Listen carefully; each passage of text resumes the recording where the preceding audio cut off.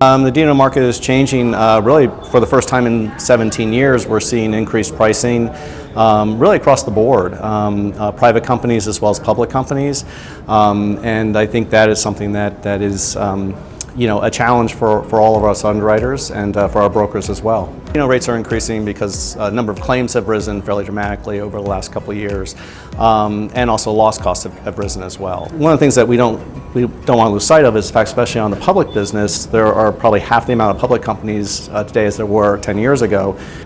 Obviously, we're seeing some competitors exiting the business. I think the bigger picture right now is we're seeing more capacity on the sidelines, not necessarily exiting the business, but not deploying as much capital to individual accounts or looking as much new business. So I think that is restricted capacity, and is another reason costs are rising.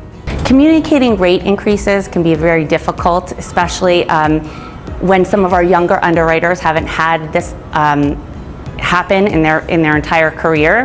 The common objections we'll see, one of the most common you'll see is my particular account has not had any claims. Why should I have to pay for the sins of some other insureds in the marketplace, essentially?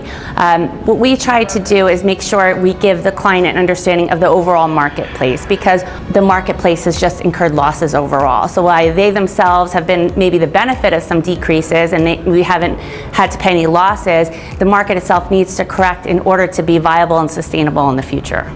One thing I'm trying to tell my underwriters, it's very important that while we're in a position now to get the rate increases and to take advantage of the opportunities that are in the marketplace, it's important long term to maintain relationships, because there will come a time when the market will soften, and the brokers will remember that. The wholesalers, the retailers, whatever side, they're going to remember that you are a partner with them.